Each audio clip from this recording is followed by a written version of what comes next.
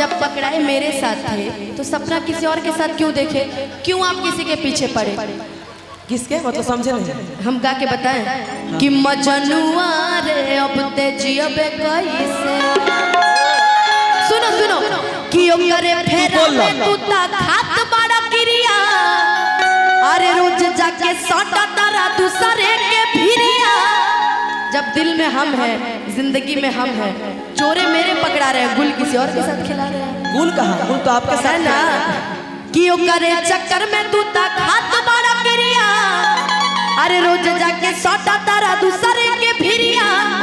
Phone करके गाड़ी दे हब कैसे सौतनिया क्या हे फोन करके गाड़ी दे हब कैसे। अरे मजनुआ रे अब ते जबे कैसे। मजनुआ रे अब ते जबे कैसे। अपन हटल करे जब हाके सियबे कैसे। अपन हटल करे जब हाके, अपन हटल करे जब हाके सियबे कैसे। अपन हटल करे जब हाके, अरे बिसनवा रे अब ते जबे कैसे।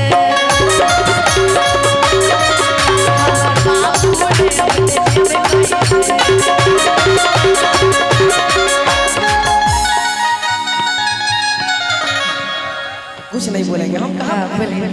हम अच्छा, आपका अच्छा बोलिए। जवाब देंगे ना जी कि माई के मोबाइल से कोइले बाड़ू फोन हो, आ कम बाटे बैलेंस ले ले बानी लोन हो। अच्छा हम बोलतानी तोहर नेहा धुपिया, तू है नु कहल रहलू ह कि डलवा दे रे मजनुआ तनी 30 रुपया। डलवा दे रे मजनुआ तनी 30 रुपया। डलवा दे रे मजनुआ। माई के मोबाइल से कोइले बानी फोन हो, माई से कोइले बानी फोन हो। माई के मोबाइल से हमारा तरफ से रहता ये नहीं नहीं ये पैसे से हम भैया से कह के रिचार्ज करवाएंगे। अच्छा ठीक है, 30 रुपए का रिचार्ज जानते क्यों करवाए थे? कि कैसे होई बात तो हंसे तू भी दाम पड़ी परल बनी हो। जान गइल बिया हम मम्मी हर दम करे ले निगरानी हो। आप ही ना कहे थे कि मैसेंजर पर मैसेज करब एहो हमर मलिकाइन कि तू ऑनलाइन रहिया, कि तू ऑनलाइन रहिया।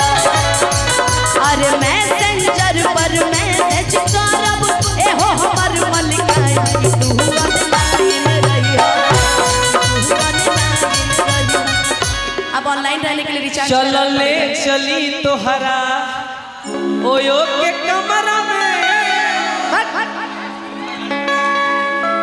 लेकिन भाई हम इसलिए बोल रहे थे ना कि अच्छा अच्छा बोलिएगा, क्योंकि आपकी और मेरी जोड़ी को लोग पसंद करता है और अच्छे गीतों से पसंद करता है। Why not?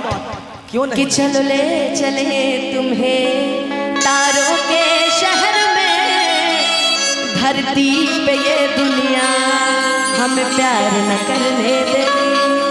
चलले चली फिर वही आ गया, फिर वही आ गया। हो बंगला गाड़ी झुमके कंगना। चाहते हैं कि लयदारी सुना दीजिए। अब वो जो गाती है ना एगो हम